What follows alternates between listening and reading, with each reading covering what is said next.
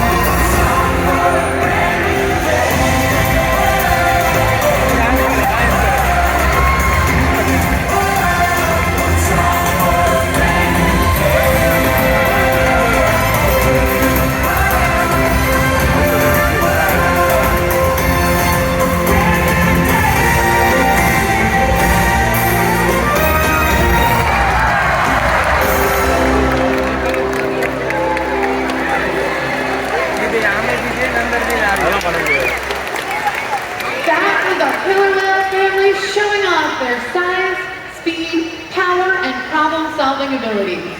These behaviors keep our whales active and engaged. SeaWorld's killer whales have inspired generations to care about their natural world, and we are excited to share their stories with you today. Killer whales are the ocean's top predator. They use cooperation and communication, not just size and strength, to take their place at the top of the ocean's food web. At the bottom are small animals, like krill. At the top, the apex predator, the killer whale.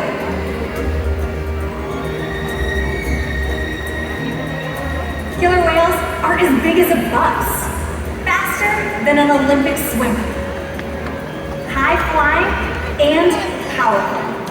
We will see all of that today and more. These and other behaviors provide an environment full of enrichment.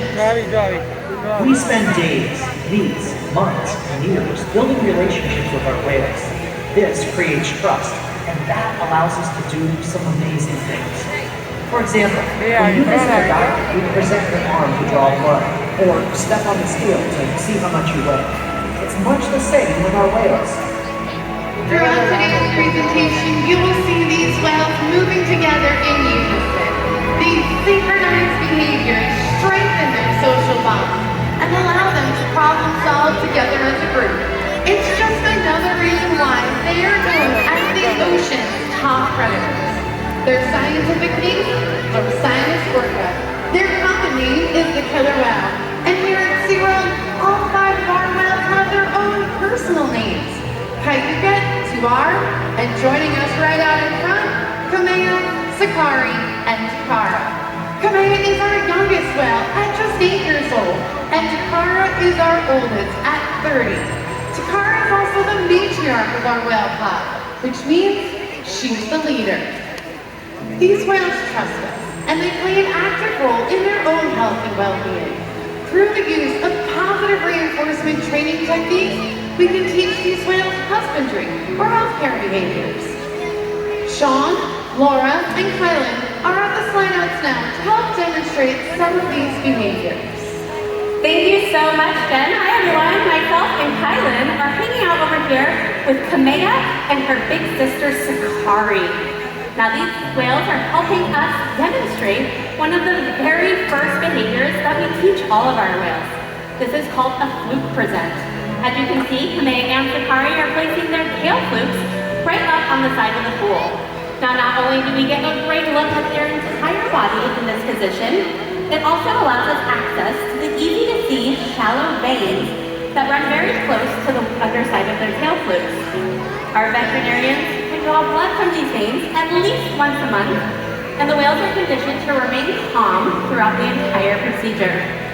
Now you'll also see the whales' back rubs, belly rubs, and tail rubs throughout today's presentation. This is because killer whales have very sensitive skin. It's just one of the many ways we can continue to build our relationships with them. That's right, Laura. Now I'm over here with the matriarch of our pod, Takara, and she's going to demonstrate another important diagnostic tool that we utilize to check our animals' health. That tool is finding out how much they weigh. Located in one of our adjacent habitats, we have a killer whale size scale in which the whales will slide out of the water and onto that scale. It looks a little something like what Takara is going to demonstrate here.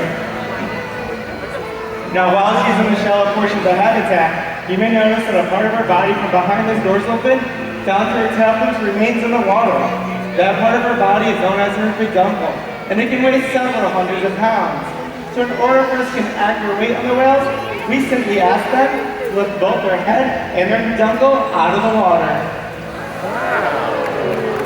And that's how I know that she currently weighs 4,630 pounds. This is very important information for us to gather. This way we know that our younger whales, like both Sakari and Kamea, are growing appropriately, and our older whales, like Takari here, are maintaining a healthy weight. These husbandry behaviors help us ensure that the whales are healthy and thriving. And the care isn't just physical. Mental stimulation and play are vital to be surprised and amazed with our whales at every opportunity. Play is how killer whales teach their young to hunt. For the adults, play is important too. It seems that they just enjoy having fun. Making time for play is an important part of life for killer whales and for us.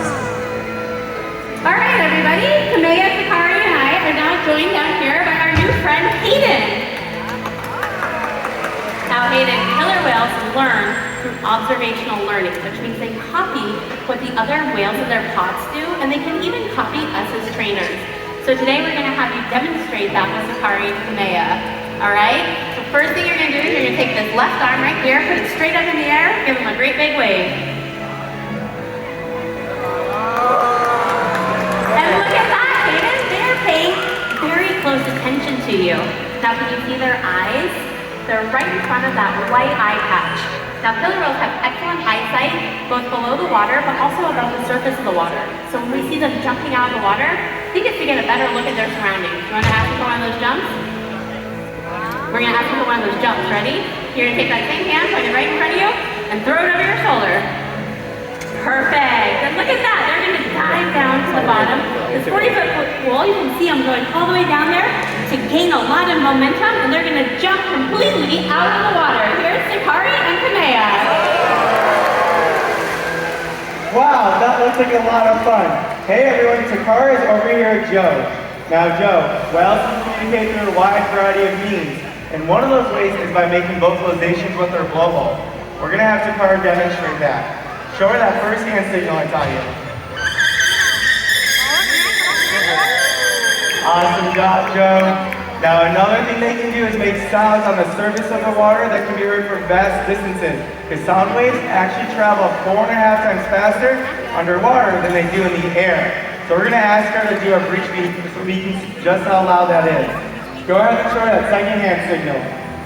There you go. Now throw her across her body. Take your arms out and then throw them all across her body. There you go. All right, she saw you this time.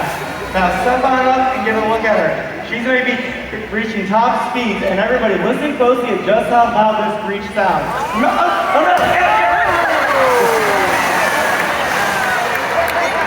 Joe, I had no idea that this flash bulb is actually the soap zone. It's a good thing that I have this help for you here, sir. Let's give it up for our volunteers.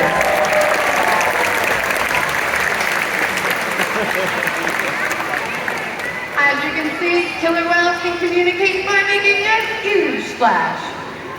SeaWorld's research and observation of the killer whales in our care has shed light on many mysteries about these amazing animals. For example, we now know that the gestation period for a pregnant killer whale is 17 months. That's information that's impossible to obtain in the wild. However, some information can only be observed through field observations. SeaWorld works closely with its partners, like the Norwegian Orca survey, to further our knowledge. Killer whales are remarkable, powerful animals, and perhaps the best expression of that power is when they hunt. Killer whales stand apart.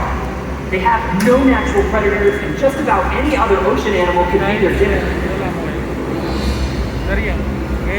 Depending on where they live and their chosen prey, they've developed some epic hunting techniques. Off the coast of South America, killer whales will beach themselves,